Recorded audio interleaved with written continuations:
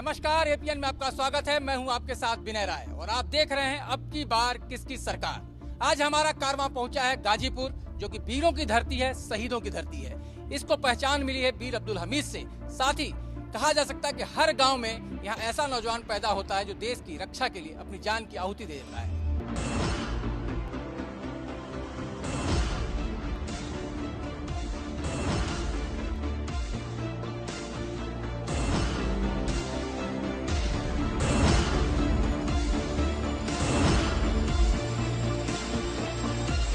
हमारे साथ जो खास मेहमान है, सबसे पहले मैं उनसे परिचय कराऊंगा और साथ ही गाजीपुर की जो महान जनता है जो सवाल पूछने के लिए तैयार है अपने जनप्रतिनिधियों से, उनसे भी तारुफ कराऊंगा। लेकिन सबसे पहले मैं परिचय कराता हूं यहाँ के 3 खास मेहमानों से, जो कि अब की बार किसकी सरकार के कार्यक्रम में अपने पार्टी का पक्ष रखने के लिए यहाँ मौजूद है। सबसे पहले गोपाल यादव जी, जो समाजवादी पार्टी का पक्ष रखेंगे। संतोष जी हमारे साथ मौजूद हैं, इनसे पूछेंगे कि बहुजन समाजवादी पार्टी ऐसा क्या कुछ करने वाली है 2017 में कि जनता इन्हें भी मौका दे। साथ ही विजेंद्र राय साहब हैं, जो कि बीजेपी का पक्ष रखेंगे। और साथ ही जो महान जनता है जो कि सवाल पूछेगी अपने तरफ से और जानने की कोशिश करेगी उनके सवालों पर कितने खरे उतरते हैं ये जनप्रतिनिधि।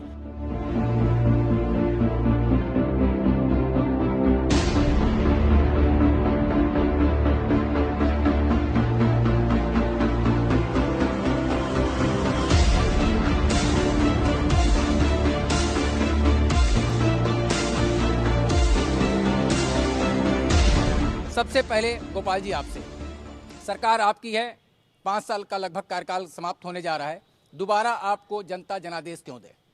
हमारे लोकप्रिय मुख्यमंत्री माननीय अखिलेश यादव जी ने उत्तर प्रदेश में ऐतिहासिक काम किया है। किसान के सवाल पर नहरों का पानी फ्री, सरकारी ट्यूबवेलों का पानी फ्री, आज तक किसी सरकार ने ऐसा निर्णय नहीं लिया था। नौजवानों के लिए, छात्रों के लिए 4,58,000 बेरोजगारों को नौकरी मिली है और रोजगार मिला है उत्तर प्रदेश में हमारे 4.25 साल की सरकार में। इस एवरेज से 1 लाख लोगों को, बेरोजगारों को हर साल नौकरी या रोजगार मिला है उत्तर प्रदेश के अंदर। माननीय मुख्यमंत्री जी ने 102, 108 एम्बुलेंस और दुनिया की सबसे बेहतरीन पुलिस व्यवस्था 100 डायल नंबर जो उन्होंने लागू किया उत्तर प्रदेश में, अमेरिका और फ्रांस और दुनिया के जो हमारे विकसित देश हैं उनकी व्यवस्था से भी भरी टेक्नोलॉजी से पूर्ण रूप से ऐसी योजना हमारे यहाँ उन्होंने लॉन्च किया है। और इस देश का सबसे बड़ा एक्सप्रेसवे जिसका उन्होंने शिलान्यास भी किया और उद्घाटन भी किया है। गाजीपुर में 500 बेड का अत्याधुनिक हॉस्पिटल जो है कि यहाँ पर मिला है, जो तैयार हो गया। यहाँ का जो नौजवान जो तमाम सरहदों पर शहीद होने का काम करता है देश की सुरक्षा में, उसके लिए इंटरनेशनल स्टेडियम, जिसके लिए बजट में 5 करोड़ की व्यवस्था हुई है। शहरों के अंदर अभी 215 नाली और सड़कों के सीसी और जितनी सड़क हैं अगल बगल की जो उत्तर प्रदेश सरकार की हैं, उनको पूर्ण रूप से उनकी मरम्मत कराई गई है शहर के अंदर।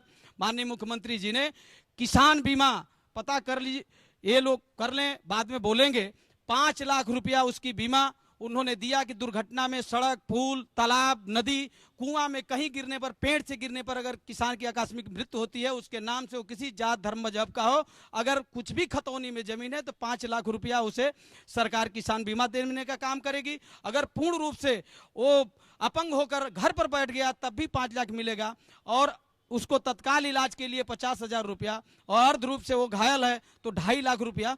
बड़ी बड़ी योजनाएं हैं जो किसान के सवाल पर। मेडिकल कॉलेजों की 900 सीटें थी उत्तर प्रदेश में, माननीय मुख्यमंत्री जी ने सरकारी क्षेत्र में 1800 किया और प्राइवेट सेक्टर में 10-10 मेडिकल कॉलेजों को मान्यता देकर सीधे 1500 सीटें बढ़ी। और आज उत्तर प्रदेश के अंदर 500 MBBS के लड़के जो हमारे गाँव गरीब के हैं, आज वो MBBS करने का काम कर रहे हैं। राज्य आपका ये मानना कि जो आपने वादा किया था उसे पूरा किया है और आने वाले समय में जो वादे करेंगे उसे पूरा करेंगे। जनता के सवाल के साथ फिर दोबारा आपके पास आऊंगा। संतोष जी, आपने समाजवादी पार्टी का पक्ष सुना है, उन्होंने कहा कि जो जो वादे किए थे उनकी सरकार ने जनता से, उसे उन्होंने पूरा किया है और खासतौर से प्रदेश ही नहीं, गाजीपुर का भी व्यापक विकास करने की कोशिश की है।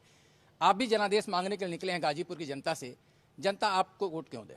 मैं कहना चाहता हूं कि अभी हमारे बड़े भाई ने बताया, सारे वादे पूरा कर दिया।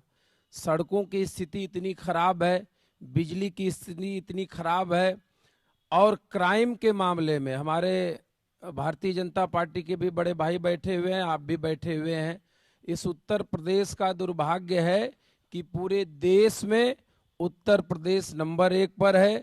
रेप के मामले में उत्तर प्रदेश नंबर 1 है और दूसरे नंबर पर भारतीय जनता पार्टी द्वारा शासित प्रदेश मध्य प्रदेश और राजस्थान तीसरे नंबर पर। आम जनता अच्छे दिनों का वादा किया था आप लोगों ने 2017 में। 2000 इतना अच्छा दिन आ गया, सस्ता करने का, महंगाई बिल्कुल कम कर देंगे, और महंगाई इतना कम कर दिए कि दाल 60 रुपया से लेकर के 170-200 रुपया पहुंच गई। जो आम आदमी गरीब था, जो नौजवान था, जो सपना सजाया था 15 लाख सबके खातों में डाल दूंगा भाइयों और बहनों, हमारे सम्मानित प्रधानमंत्री जी उस समय बोले थे सबके खातों में, जितने लोग बैठे सबके खातों में 15-15 लाख रुपए भी चले गए। प्रतिवर्ष 2 करोड़ सरकारी नौकरियां देंगे, ये उन्होंने वादा किया था। आप बताइए, नौकरियों के हिसाब से उत्तर प्रदेश की आबादी जो थी, अब तक उत्तर प्रदेश में लगभग 50 लाख नौकरियां मिलनी चाहिए थी, और आबादी के हिसाब से गाजीपुर को लगभग 50,000 नौकरियां मिलनी चाहिए थी। लेकिन मुझे लगता है कि 5,000 भी नौकरी यदि गाजीपुर के नौजवानों को मिल जाती तो हम लोग प्रधानमंत्री जी के बातों पर थोड़ा बहुत यकीन करते। हमें इस बात का बेहद अफसोस है कि एक प्रधानमंत्री के निर्णय से आज लगभग 100 से ज्यादा मौतें हो चुकी हैं, और उस मौतों का जिम्मेदार कोई जिम्मेदारी लेने की स्थिति में नहीं है।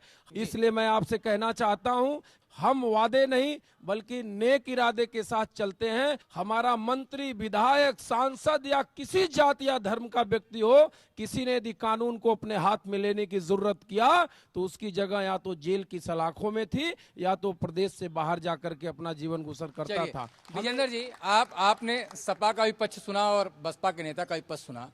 अच्छे दिन के वादे की बात नरेंद्र मोदी की सरकार ने की थी, लेकिन सपा के मेहमान का कहना है कि अच्छे दिन तो उन्होंने दिखाए हैं, जो वादा किया वो भी पूरा किया, जो वादा नहीं किया तो उससे ज़्यादा भी कर दिया।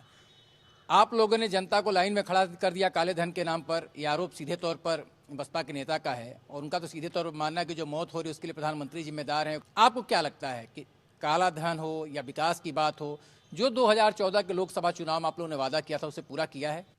जो काम इस देश के गरीब के लिए, चाहे वो हमारे पहले जो भी सरकार रही हो, जिसके मन पर नहीं आई थी, हमने जनधन खाता खोला, हमने सुरक्षा बीमा दिया। इस देश में पहली बार कोई प्रधानमंत्री हुआ जो 1 रुपए महीने 12 रुपए साल पर बीमा देने का काम किया। यह 1 रुपए महीने और 12 रुपए साल पर बीमा किसको मिला? इस देश की गरीब जनता को मिला। इस देश में भारतीय जनता पार्टी के नेता नरेंद्र मोदी ने, उन्होंने कहा कि जब मेरी मां खाना बनाते समय उसकी आंखों के सामने धुआं होता था और मुझे देख नहीं पाती थी, वह दर्द मुझे महसूस हुआ। उज्ज्वला गैस योजना के अंतर्गत 5 करोड़ महिलाओं को, जो गरीब महिलाएं थी, उनको गैस कनेक्शन और free gas connection Bharatiya Janata party की सरकार ने दिया। हमारे मित्र कह रहे थे, समाजवादी पार्टी के मित्र ने कहा कि किसानों के लिए योजनाएं बनाई, नहरों में पानी, ट्यूबवेल से पानी, फ्री पानी दिया। मैं कहना चाहता हूं, यहां उपस्थित इसी गाजीपुर की जनता है, अरे जब पानी खेत तक नहीं पहुंचेगा, पानी टेल तक नहीं पहुंचेगा, तो वो फ्री हो और चाहे वो पैसे से हो, उसका कोई मूल्य नहीं है। पानी देने में, और मैं कहना चाहता हूं कि इस जिले का प्रभावशाली अब मंत्री नहीं है, मैं नाम लिए बगैर बता रहा हूं, उनके क्षेत्र में 2 pump canal, Bharatiya Janata party का नेता होने के नाते मैंने धरना दिया था और प्रदेश सरकार से मांग की थी कि यहां जो जर्जर मशीनें हैं उनको ठीक कराया जाए और जनता को पानी उपलब्ध कराया जाए, नहरों तक पानी टेल तक पहुंचाया जाए। लेकिन कोई काम नहीं हुआ।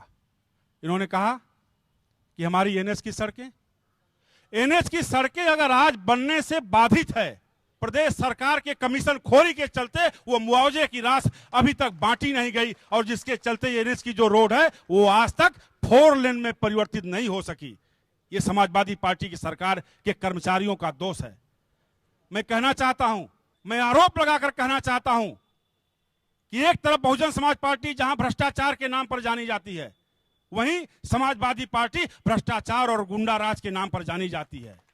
चलिए अब जरा जनता का मिजाज भी समझ लेते हैं, कुछ सवाल जनता की तरफ से भी आएंगे। कोई एक रोड बता दें जो 5 साल के अंदर बनवाए हो और चलने लायक हो। ये यूपी सरकार जो है, अखिलेश सरकार की, कोई एक गाजीपुर का, हम देश की राजनीति की बात नहीं करते, लेकिन गाजीपुर का कोई एक सड़क बता दें जिसको इन्होंने बनवाया हो।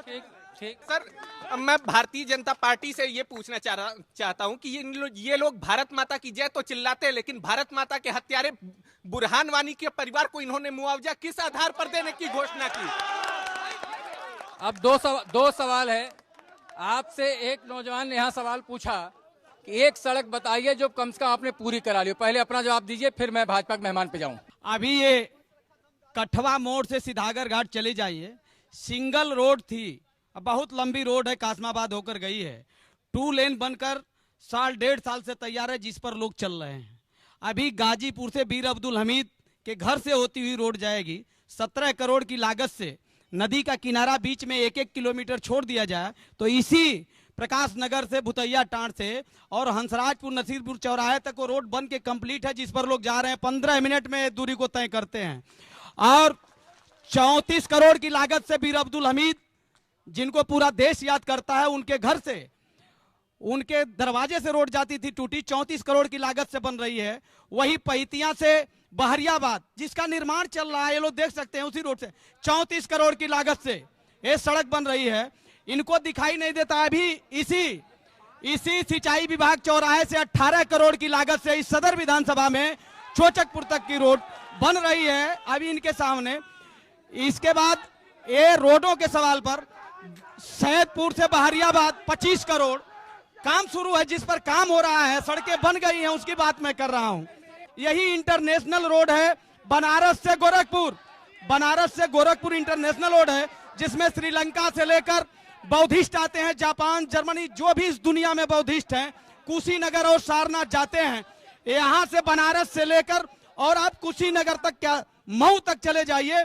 एक गाजीपुर से केवल बिरनो थाने जाने में 2 घंटा लग जाएगा। 10 किलोमीटर की दूरी पर पूरा एनएच टूट गया है। एक फावड़ा इन लोगों ने 2.5 वर्ष में काम नहीं किया। अब बसपा के पास तो कोई एजेंडा नहीं है। दूसरे मेहमान को विजयन जी, एक सवाल यहाँ से निकल कर आया। जो परिस्थितियां आज की तारीख में है, जो आपने वादा किया था 2014 में कि कश्मीर में अगर मेरा एक जवान शहीद होगा उसके बदले में हम 10 जवानों के पाकिस्तान के सर कलम कर लेंगे, तो वादा कहाँ गया? पहला प्रधानमंत्री इस देश का जिसने पाकिस्तान में घुसकर सेना के मनोबल को बढ़ाने के लिए सर्जिकल स्ट्राइक किया, यह पहली घटना और पहला व्यक्ति इस देश का प्रधानमंत्री सर्जिकल स्ट्राइक करके उनके आतंकवादी ठिकानों को नष्ट नाबूद करने का काम किया। विजयन, जनता तो ये पूछना चाह रही है, जनता तो ये जानना चाह रही है, जनता तो ये जानना चाह रही है कि आपके राज में उरी होता है, आपके राज में पठानकोट होता है। जब अजमेर शरीफ में अगर यूपीए के सरकार के मंत्री जाते हैं तो आप कहते हैं बिरयानी खिलाने गए थे, और आपके प्रधानमंत्री सीधे नवाज शरीफ के घर पहुंच जाते हैं उनके मां का पैर छूने के लिए। ये कौन सा सवाल है? एक बात निश्चित रूप से होनी चाहिए।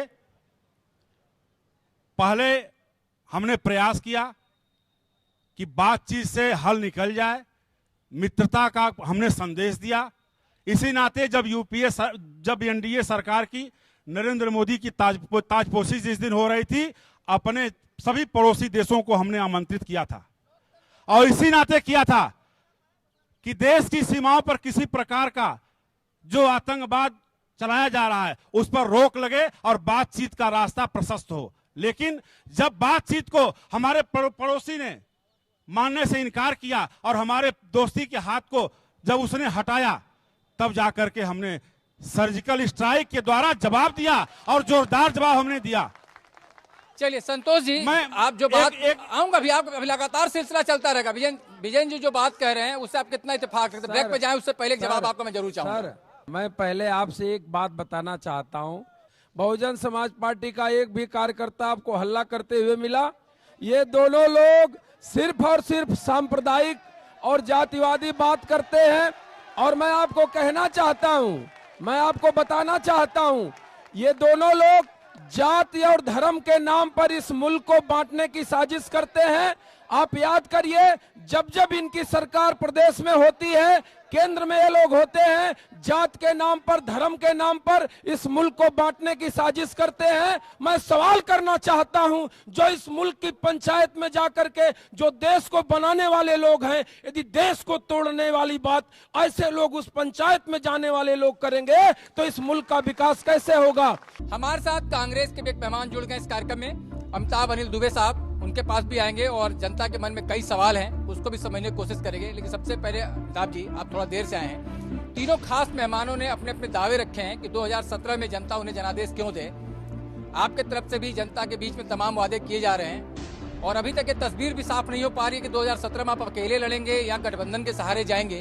अगर गठबंधन होता तो स्थिति क्या होगी, और गठबंधन के सहारे नहीं गए तो जनता को मतदान क्यों दे, कैसे दे, और क्या आप जनता के लिए करने वाले हैं? सपा को 4 बार मौका दिया, 4 बार बसपा को मौका दिया, 3 बार भाजपा को मौका दिया, लेकिन 27 वर्षों के अंदर उत्तर प्रदेश के अंदर कोई भी नया कल कारखाना, बेरोजगारी बढ़ती गई, काम नहीं हुए, जातीय उन्माद में, सांप्रदायिक उन्माद में, कट्टरता में उत्तर प्रदेश इस दलदल में फंस चुका है। इसको उबारने की आवश्यकता है और अब की बार जनता बदलाव चाहती है, परिवर्तन चाहती है और आने वाले समय में जनता जो उत्पीड़ित है, आने वाले समय में कांग्रेस की सरकार लाना चाहती, ये मेरा कहना है। रही गठबंधन की बात, तो गठबंधन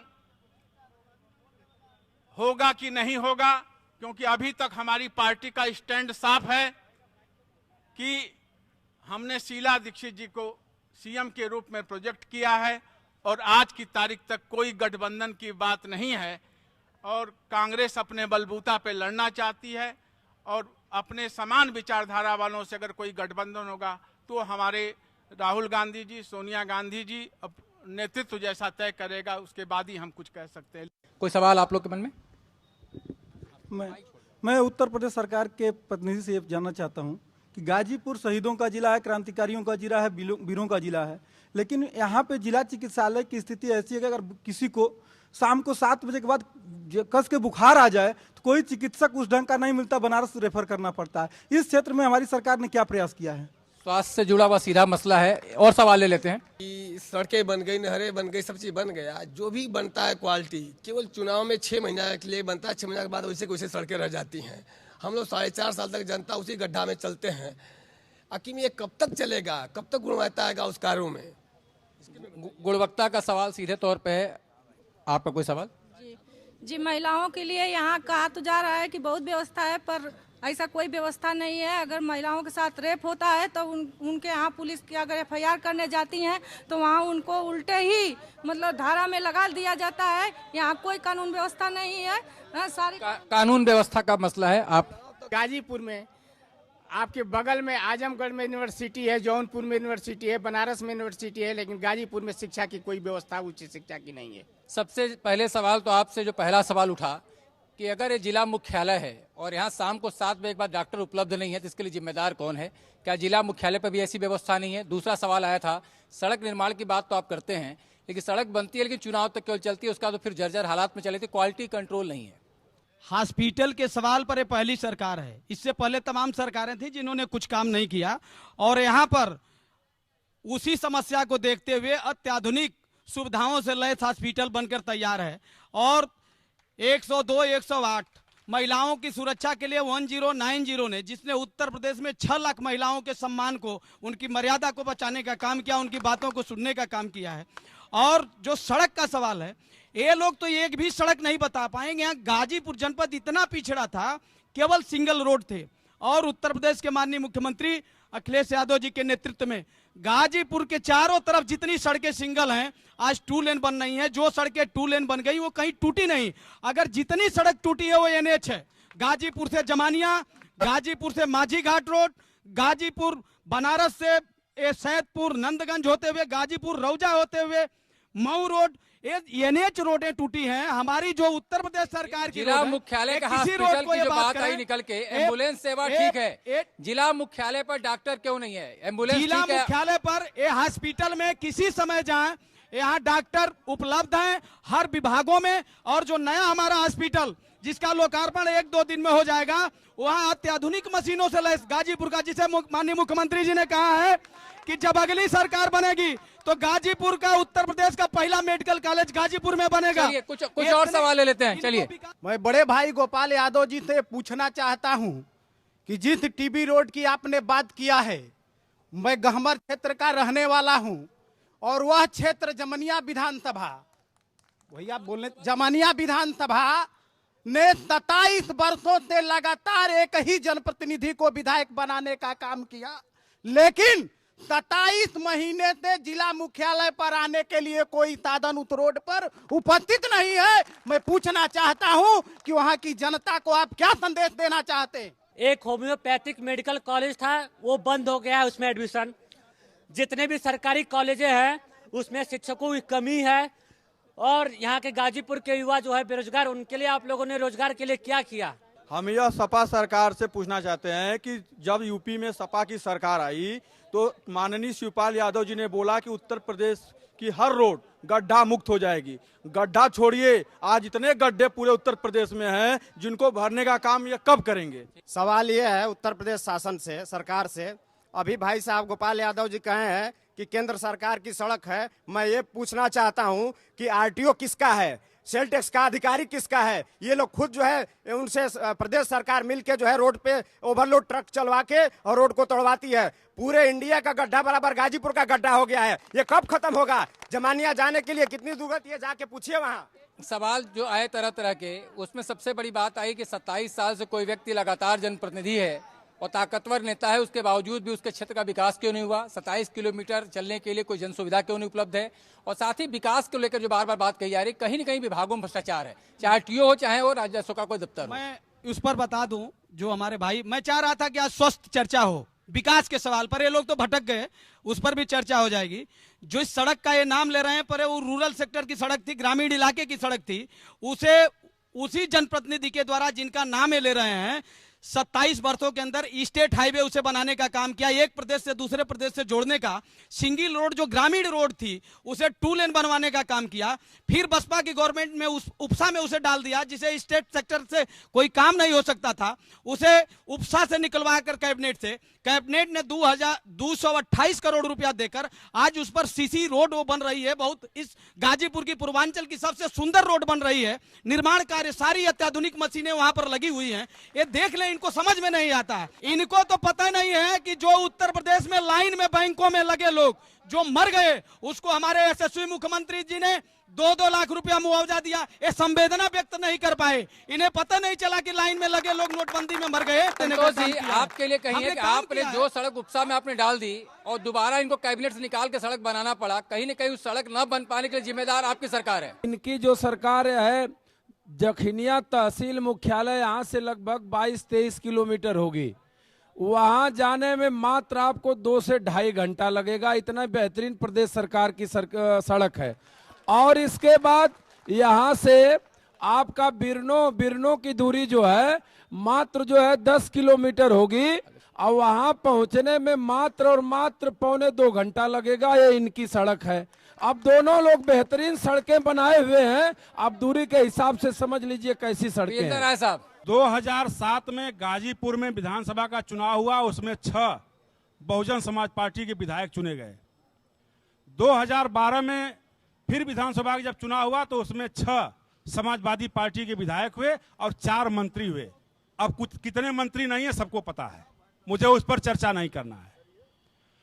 वो चर्चा सबसे ज्यादा लाजमी है कि जो अपनी सरकार के पैमाने पे खरा न मैं उसी पा रहा हूं। 2 कार्यकाल में 2007 से 2012 तक और 2012 से ये चल रहा है। गाजीपुर में इन दोनों कार्यकाल में 6 विधायक की संख्या लेकर के कितना विकास किए, ये खुद में अगर अपने कलेजे पर हाथ रख के बताएंगे तो बोल नहीं पाएंगे। वहीं दूसरी तरफ 2 सरकारों के बाद, इतने प्रतिनिधियों के बाद भी हमारे एक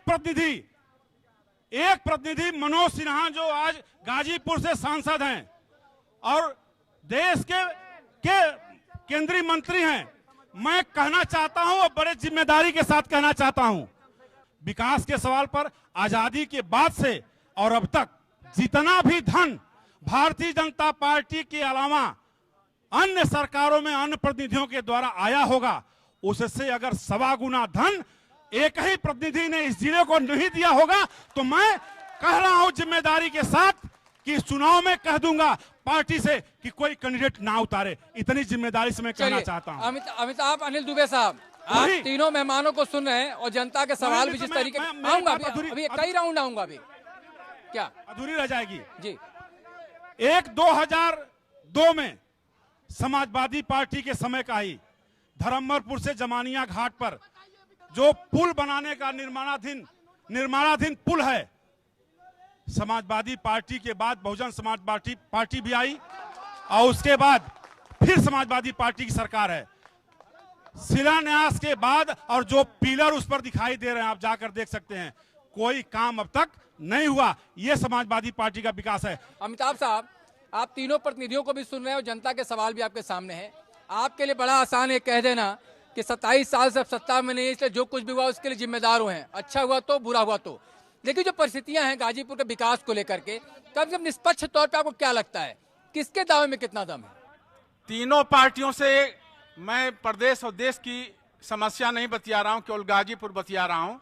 शहादत देने में, कुर्बानी देने में, स्वाधीनता आंदोलन में सबसे अग्रणी जनपद गाजीपुर, और यहाँ पे तीनों पार्टियों ने मिल करके कोई नया कल कारखाना नहीं लगाया, बल्कि जो कांग्रेस पार्टी ने नंदगंज चीनी मिल खोली थी, बड़ौरा सूती मिल खोली थी, आज चाहे बलिया हो, कताई मिल हो, चाहे चीनी मिल हो, पूर्वांचल की सारी मिलें बंद हैं। इन तीनों सरकारों से हम पूछना चाहते हैं कि आखिर क्यों नहीं सबका शासन आया, 4 बार सपा का और 4 बार बसपा का, 3 बार भाजपा का, ये क्यों नहीं बना और क्यों नहीं खुला और कब तक? चलिए, आपका कहना है कि जितने भी विकास नहीं हुए उसके लिए जिन जिन सरकारों ने अभी तक राज किया है वो जिम्मेदार है, चाहे वो बसपा की सरकार हो या सपा की सरकार हो, और बीच में कुछ दिनों तक भाजपा की भी सरकार थी। कम से कम आपके 27 साल की जो यात्रा उसके दौरान हमारे साथ गाजीपुर की महान जनता है और गाजीपुर के लोगों के मन में तमाम सवाल है अपने जनप्रतिनिधियों से। सबसे पहले सीधे चलते हैं जनता के पास, उसके सवाल लेते हैं और फिर प्रतिनिधियों से जानेंगे कि आखिर उनके लिए क्या जवाब है। क्या सवाल है आपके पास? भारतीय जनता पार्टी झूठों की पार्टी है।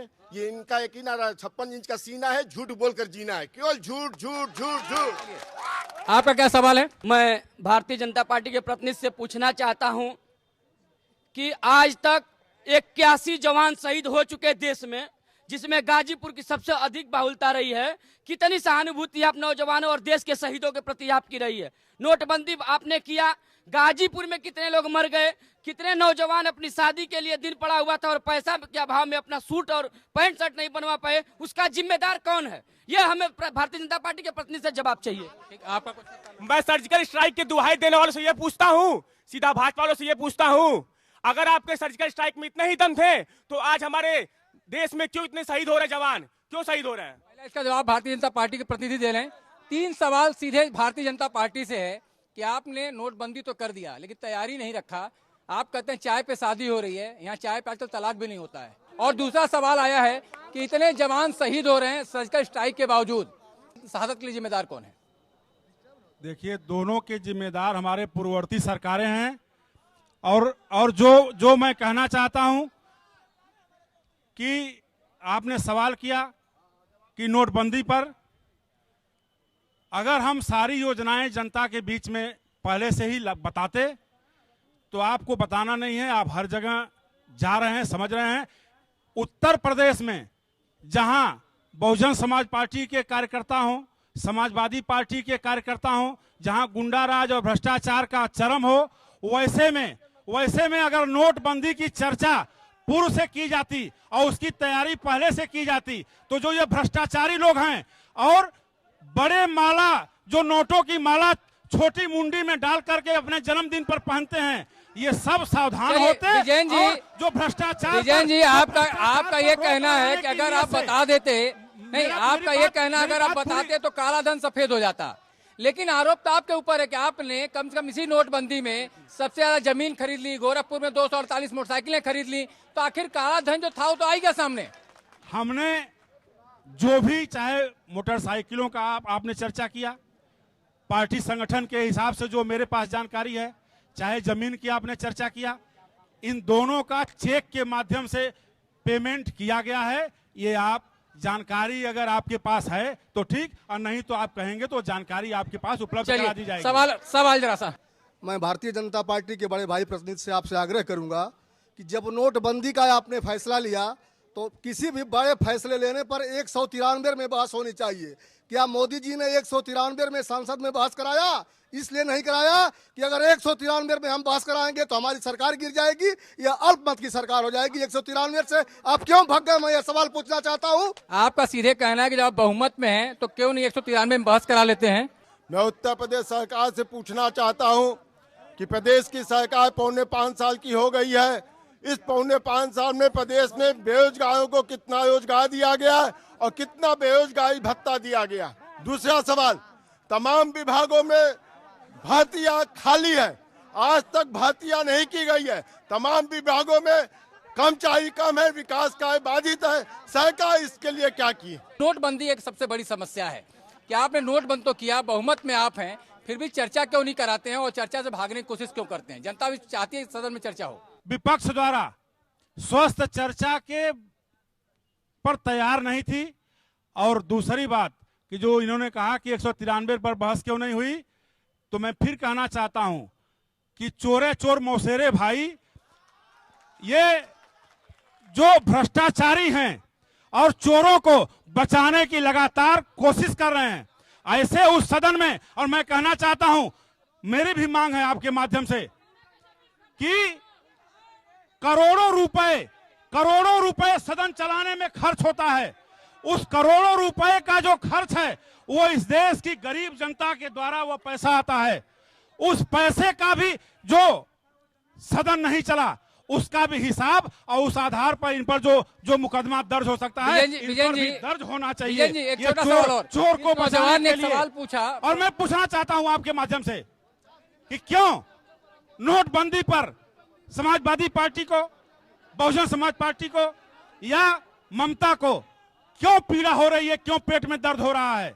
मेरे एक मित्र बैठे हैं बगल में बहुजन समाज पार्टी के।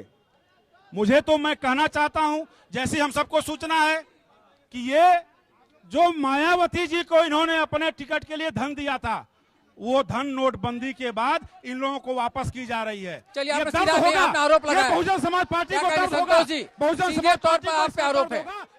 एक मिनट, आरोप इन पर लगाए, आरोप संतोष जी पे लगाया गया है। संतोष जी, जब बहुजन समाज पार्टी की स्थापना मान्यवर श्री कांसीराम साहब ने कहा था तो गरीबों की पार्टी, उन्होंने खुले हिंदुस्तान में नारा दिया था, हमें एक वोट भी चाहिए और एक नोट भी चाहिए।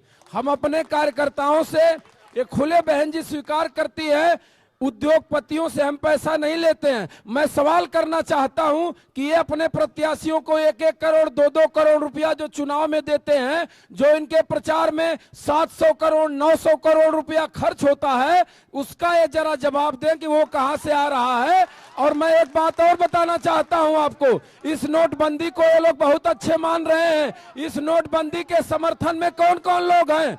इस नोटबंदी के समर्थन में अमिताभ बच्चन है, ऐश्वर्या राय है, अजय देवगन है, विवेक ओबेरॉय है, अनुपम खेर है, वीरेंद्र सहवाग है, विराट कोहली है, बाबा रामदेव हैं। ये इनके समर्थक हैं, इनके नीतियों के। लेकिन इस नीति का विरोधी कौन है? अमर्त्य सेन, मीरा सान्याल, रघुराम राजन, डॉक्टर मनमोहन सिंह, कौशिक बसु, प्रभात पटनायक, अरुण सूरी। मैं आपके माध्यम से पूछना चाहता हूं कि यह देश क्या ऐश्वर्या राय के हिसाब से चलना चाहिए या अमर्त्य सेन जैसे शास्त्रियों के हिसाब से चलना चाहिए? यदि आप चाहते हैं कि यह देश अभिनेत्रियों और क्रिकेट खिलाड़ियों के हिसाब से चले तो ये लोग उन्हीं लोगों का प्रतिनिधित्व करते हैं, देश के बड़े लोगों का। आज गरीब लाइनों में मारा जा रहा है, मर रहा है। मैं आपके सामने की बात बता रहा हूं, एक लाश को जलाने का पैसा मेरी सदर विधानसभा में तलवल के बगल में गांव के लोगों ने इकट्ठा करके, चंदा इकट्ठा कर करके लकड़ी इकट्ठा किया और उसका दाह संस्कार हो पाया। उन गरीबों के आंसुओं के जन सैलाब में भारतीय जनता पार्टी अमिताभ जी, आप कुछ कहना चाह रहे थे? अमिताभ जी, चाहे पठानकोट में हमला रहा हो, चाहे उरी रहा हो, चाहे सांबा रहा हो, चाहे गुरदासपुर रहा हो, और रोज रोज गाजीपुर जनपद में ही जितने सैनिकों की लाशें आई हैं और पूरे देश में ये कमजोर सरकार है और जो आज तक केवल गरजने वाली है, भाषण देने वाली है और जुमले की सरकार है, जिनके कथनी और करनी में अंतर है। रही नोटबंदी, तो नोटबंदी भी आजादी के बाद का सबसे बड़ा स्कैंडल साबित होगा, सबसे बड़ा घोटाला साबित होगा और ये अपने आने वाली 7 पीढ़ियों की सारी व्यवस्था कर लिए हैं। ये चंद 1 करोड़ 10 लाख केवल पूंजीपतियों के पैसा माफ किया है इन्होंने। इस मुल्क के अंदर किसानों का, मजदूरों का 1 रुपया कर्जा माफ नहीं किया है। 125 मौतें हो चुकी हैं। हम पूछना चाहते हैं इसका जिम्मेदार कौन है और उनके लिए क्या किया जा रहा है। चलिए गोपाल जी, सीधे तौर पर आप सत्ता में और आपके राष्ट्रीय अध्यक्ष भी रक्षा मंत्री रहे हैं और कहा जा रहा है कि पहली बार सर्जिकल स्ट्राइक केवल बीजेपी ने की है। मुलायम सिंह यादव ने खुद कहा कि जब वो सत्ता में थे तो उन्होंने सबसे पहले उन्होंने स्ट्राइक किया था। और कई बातें आपके तरफ से भी कही जाती हैं कि जो सेना का शरीर, जो जवान शहीद हमारे होते हैं तो उनकी अगर डेड बॉडी आज भी गांव में पहुंचती है, सच सम्मान, उनका अंतिम संस्कार होता है, तो उसके लिए मुलायम सिंह यादव का वो फैसला है। सभी को सुन रहे हैं आप, जो परिस्थितियां आज की तारीख में, उसके लिए जिम्मेदार किसको मानते हैं आप? हमारी केंद्र की सरकार इसके लिए में जिम्मेदार है। माननीय नेताजी ने 10 लाख और उनके शहीदों को, उनकी पार्थिव शरीर को उनके घर तक पहुंचाने का काम किया। उत्तर प्रदेश की सरकार आज 20 लाख रुपया दे रही है हर शहीद को। जो अभी बात कर रहे हैं यहाँ पर विकास की, इन्होंने अपने कार्यकाल में तो कुछ नहीं किया। एक भी काम ये बता दें नौजवान के विकास के सवाल पर, एक क्यों सरकार बनाए थे? झाड़ू लगाने के नाम पर, योगा कराने के नाम पर इन्होंने क्यों सरकार बनाया था? क्या ये इनकी सरकार आएगी केवल पार्क बनाएगी? उसके अलावा जनता के बीच में किसान के सवाल पर, नौजवान के सवाल पर, पढ़ाई के सवाल पर, बेरोजगार के सवाल पर आज माननीय प्रधानमंत्री जी कह रहे हैं कि मोबाइल से पेमेंट लो। हमारे यशस्वी मुख्यमंत्री ने कहा कि 2017 की सरकार बनेगी तो 2017 में हम हर लोगों को स्मार्टफोन देने का काम करेंगे। माननीय मुख्यमंत्री जी ने स्मार्टफोन देने की घोषणा किया, लैपटॉप दिए तो ये लोग झुंझुना कह रहे थे। आज उसी लैपटॉप से हमारे गांव के बच्चे, हमारे ग्रामीण इलाके के लोग। गोपाल जी जरा कुछ सवाल ले लें, जरा सवाल ले लेते हैं, सवाल पूछे। मैं समाजवादी के लोगों से पूछना चाहता हूं कि ये हमारे बलुआ क्षेत्र में बरसरा से लगाए पुरैना से लेकर के तुलसीपुर तक जितनी कटाने हुई हैं, बाढ़ का हुआ है, पूछिए उनसे कितने बाढ़ राहत में इन्होंने सामग्री प्रदान किया हुआ। आपका कोई सवाल? सर, सरकार नोटबंदी का जो भी निर्णय लिया है बहुत ही ठोस निर्णय लिया है और राज्य सरकारें जो भी ऐसे जो लोग लाइन में खड़े हैं, अगर वो लोगों की मृत्यु हो रही है और उनको प्रोत्साहन के रूप में जो भी राशि दे रही है, तो केंद्र सरकार को हतोत्साहित करने का ये सोची समझी रणनीति कहते हैं। आपका कोई सवाल? जब इस देश में जब बीजेपी की सरकार बनी है, पाकिस्तान के उग्रवादी क्यों हिंदुस्तान में घुसकर चले आते हैं? ये लोग क्या करते हैं? सीधा सवाल है, चाहे संसद का हमला हो चाहे कोई हो, बार बार उग्रवादी क्यों देश के अंदर दाखिल होते हैं? एक युवा होने के नाते मैं प्रदेश और देश दोनों लोगों के जनप्रतिनिधि, दोनों पार्टियों के जनप्रतिनिधियों से पूछना चाहता हूं कि युवाओं के रोजगार के लिए क्या व्यवस्था की जा रही है और आपको वोट दें तो क्यों दें? मैं समाजवादी पार्टी के भाई गोपाल यादव से पूछना चाहता हूं, ये विकास की बात करते हैं। गाजीपुर जिले में पुरैना गांव है जो कि कटान पीड़ित है। 8 कटान पीड़ितों को भूमि तो आवंटन हो गई, लेकिन इनकी समाजवादी पार्टी के लोग लोहिया आवास अब तक नहीं दिए, जो कि ऐसे ही लोग जीने के लिए मजबूर हैं। मैं भाई गोपाल यादव से पूछना चाहता हूँ। लोहिया आवास की डिमांड थी, अभी तक लोहिया आवास नहीं मिला है। आपका कोई सवाल? भैया, मैं गाजीपुर जिले का हूँ और शहर में रहता हूँ।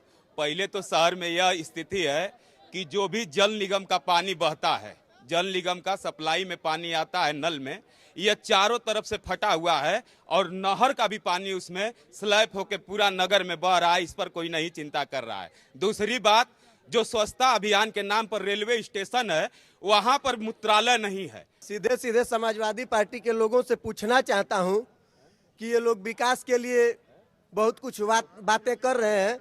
सीधे सीधे मैं सेवराई से रहने वाला हूं। सेवराई पावर हाउस से देवल फीडर के लिए लगभग 2 किलोमीटर तार पूरी तरह से जर्जर है। मैं सीधा सीधा समाजवादी पार्टी पे आरोप लगा रहा हूं कि वहां का जनप्रतिनिधि, जिले का जनप्रतिनिधि अगर विकास किया होता तो 2 किलोमीटर तार, अगर जो अपने घर का जर्जर तार नहीं ठीक करा सकता, वो जिले का क्या विकास कर सकता है? गोपाल जी, सीधे तौर पे सवाल आपसे था कि जो विधायक अपने इलाके की बिजली के तार की मरम्मत नहीं करा सकता, वो आदमी विकास कैसे करेगा? मैं बता रहा हूं, अभी वो भाई साहब सौभाग्यशाली हैं, उनके सेवराई गांव से मैं कल लौटा हूं। 115 वर्षों के बाद सेवराई गांव में नई तहसील का कल लोकार्पण हुआ। कल सारे अधिकारी चार्ज ले लिए नई, और वही सेवराई के बगल में 220 का मात्र इस जनपद में, मैं बता रहा हूं बिजली पर, इस जनपद में तलवल है जिसकी 220 की क्षमता का एक बहुत बड़ा पावर हाउस है, जिससे पूरा जनपद बिजली की सप्लाई होती है। और दूसरा 350 करोड़ से सेवराई के बगल में पावर हाउस बन रहा है, जो इस जनपद का सबसे बड़ा पावर हाउस खड़ा हो रहा है तलवल की क्षमता का। उन्हें पता नहीं है वहां की सारी नहरें देख लीजिए, हमको लग रहा है कि हम गाजीपुर में हैं कि कहीं दूसरे जैसे। सारी सिल्टें पक्की, उसके किनारे की बॉर्डर लाइन। कल मैं वहां से वापस हुआ हूं, शाम को मैं गया हूं, और उस इलाके में भाई साहब को पता ही नहीं है विद्युतीकरण के क्षमता पर 8000 मेगावाट की क्षमता थी, बसपा गवर्नमेंट ने छोड़ कर गया था। माननीय मुख्यमंत्री जी ने 18000 मेगावाट उत्पादन किया है, शहरों को 24 घंटा और गांव को 18 घंटा बिजली मिल रही है। इन्हें भी पता नहीं है कि विद्युत के क्षेत्र में कितना काम हुआ है। देश की आजादी के बाद पहली सरकार है जिसने उत्तर प्रदेश को आत्मनिर्भर कर दिया है बिजली के क्षेत्र में। हमारे साथ गाजीपुर की महान जनता है और गाजीपुर के लोगों के मन में तमाम सवाल है अपने जनप्रतिनिधियों से। सबसे पहले सीधे चलते हैं जनता के पास, उसके सवाल लेते हैं और फिर प्रतिनिधियों से जानेंगे कि आखिर उनके लिए क्या जवाब है। धरवा ग्राम सभा से को एक रोड, धरवा से रेवसा ग्राम सभा को एक रोड जाती है, जिसको 5 साल में उसको उखड़वा लिया गया जनप्रतिनिधियों द्वारा, आज तक बनवाया नहीं गया। वह अति पिछड़ों का इलाका है, बताइए उसकी स्थिति क्या होगी? मैं आप समाजवादी पार्टी नेता से मैं पूछना चाहता हूं, अब तक गुंडों माफियों में शिक्षक, टीचर, अध्यापक, किसान मजदूर मारे, अब तो पीसीएस अधिकारी भी मारे जा रहे हैं और पूरे उत्तर प्रदेश के पीसीएस अधिकारी स्ट्राइक पर चले गए हैं। इनसे मैं पूछना चाहता हूँ। अब चारों प्रतिनिधियों के पास मैं एक एक करके आऊंगा, क्योंकि मैं अब चारों से जानना चाहता हूं। सबके सवाल लगभग अपने सुने हैं, ज्यादातर के सवाल मिले जुले ही हैं। विकास को लेकर के भी एक स्थानीय प्रतिनिधि कहीं अपने इलाके का विकास नहीं कर पा रहा है, सड़कें जो बन भी रही हैं उसमें कहीं न कहीं भ्रष्टाचार व्याप्त है। तब एक एक करके चारों से पूछना चाहते हैं कि 2017 में जनता आपको जनादेश क्यों दे? सबसे पहले अमिताभ अनिल साहब आपसे। जनता इसलिए हमको जनादेश दे कि चाहे अभी जो हमला किया जा रहा था, आज देश की जनता फिर इंदिरा गांधी की शहादत कुर्बानी को याद कर रही है, जिसने इस देश को बांग्लादेश बना करके, पाकिस्तान के 2 टुकड़े करके और इतिहास के साथ भूगोल भी बदल दिया। और उनकी शहादत और कुर्बानी और कांग्रेस पार्टी ने, और कांग्रेस पार्टी के समय जो काम हुए हैं विकास के, कभी जात के नाम पे, धर्म के नाम पे, भाषा के नाम पे, मजहब के नाम पे कांग्रेस ने कभी वोट नहीं मांगा है। और हम अपने इन कामों की बदौलत, चलिए विजेंद्र राय साहब, ये काम के बदौलत किसानों के लिए वोट मांग रहे हैं। 2017 में इनका कहना है कि किसानों के लिए काम करेंगे, जनता के लिए काम करेंगे, सुरक्षा के लिए काम करेंगे। आपको जनता जनादेश क्यों दे? इंदिरा जी का आपने नाम लिया, मैं अपनी बात अगर कहूं, 1970 में इंदिरा जी के सामने उनके वित्त मंत्री एसबी चौहान गए और उन्होंने कहा कि आयोग की सिफारिश है नोटबंदी के लिए। इंदिरा जी ने कहा था कि देश हमारे लिए जरूरी नहीं है, हमारे लिए हमारे दल को जीतना आवश्यक है, इसलिए नोटबंदी पर उन्होंने मना कर दिया था। वहीं देश का एक ऐसा नेता आया, निश्चित रूप से मैं पार्टी, मेरी बात जरा सवाल पे आऊंगा, 2017 में जनता को क्या दे? 2017 में जनता के लिए क्या देने वाले? नोटबंदी तो आप कर चुके हैं, 2017 में क्या करेंगे? मेरी बतिया पूरी करने नहीं देंगे, बीच में टोकेंगे, मेरा क्रम गड़बड़। वहीं एक ऐसा नेता आया कि जिसने कहा कि मेरे लिए देश आवश्यक है, दल मेरा चाहे जीतेगा चाहे नहीं जीतेगा। मैं अपनी बात पर आ रहा हूं। हमने गाजीपुर में, मेरा जो सांसद है, प्रतिनिधि है, 3000 दिव्यांगों को उनके लिए चलने के लिए उपकरण दिया, किसान बीमा लागू किया, प्रधानमंत्री किसान बीमा लागू किया, जो इस देश की जनता के लिए है, प्रदेश की जनता के लिए है। आपका सवाल फिर एक बार करिए, क्या कर रहे हैं? मैं सीधे तौर पे पूछना चाहता हूं, 2017 में जनता आपको जनादेश क्यों दे? अभी जो आप काम कर रहे हैं भारत सरकार को 2014 में जनता ने चुना है, वो भारत सरकार की योजना है। 17 में जनता आपको मतदान क्यों करे?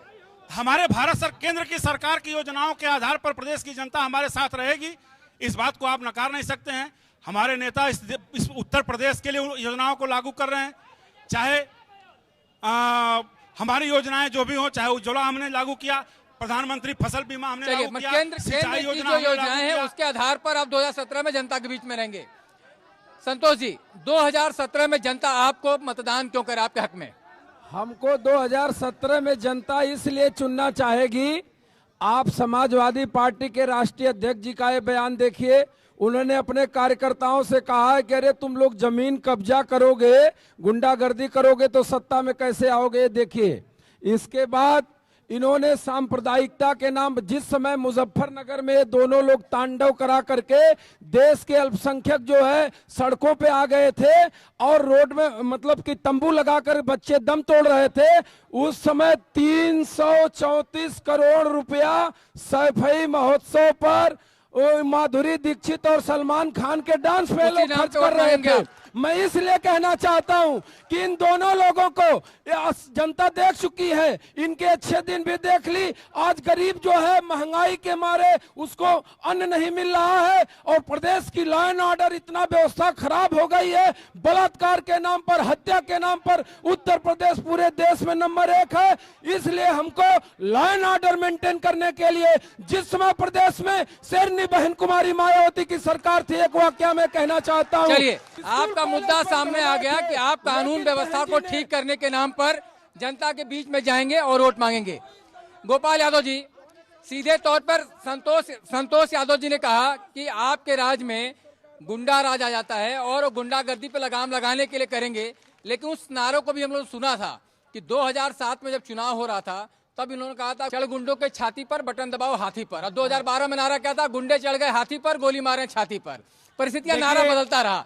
लेकिन आज जो परिस्थितियां हैं 2017 को लेकर के, 2017 में आपको जनता जनादेश क्यों दे? क्योंकि 1090 आपने लागू कर दिया, 108 कर दिया, डायल 100 कर दिया, आप एक्सप्रेस वे की भी बात कर चुके। 2017 में क्या कुछ करने वाले हैं? देखिए, बहुत दुखद है, हम अपने साथियों को सुने दूसरे दल के, जिस पर आप बात कर रहे थे, एक आदमी ये नहीं बोल पाया कि 2017 में हमें वोट आप क्यों देंगे। हम 2017 में वोट इसलिए मांग रहे थे। देखिए, बोल नहीं पाए लोग, बोल नहीं पाए। मैं बता रहा हूं, 2017 में हम वोट इसलिए मांग रहे हैं कि मैं गांव के किसानों को 18 घंटा से 24 घंटा बिजली देने का काम करेंगे। हम वोट 2017 में इसलिए वोट मांग रहे हैं, जो समाजवादी पेंशन 55 लाख महिलाओं को माननीय मुख्यमंत्री अखिलेश यादव ने देने का काम किया, उत्तर प्रदेश की पूरी महिलाओं को समाजवादी पेंशन देने का काम करेंगे। हम इसलिए वोट मांग रहे हैं 2017 में आगरा एक्सप्रेसवे का, और हम करेंगे पूर्वांचल एक्सप्रेसवे का, हम बिजली के लिए उद्घाटन और लोकार्पण करेंगे 2017 में। और यही समाजवादी आखिरी दौर आते आते सभी नेता एक सुर में बोलने लगे हैं। तो गाजीपुर से अब की बार किस सरकार में, बस इतना ही। आप सभी खास मेहमानों का बहुत बहुत धन्यवाद।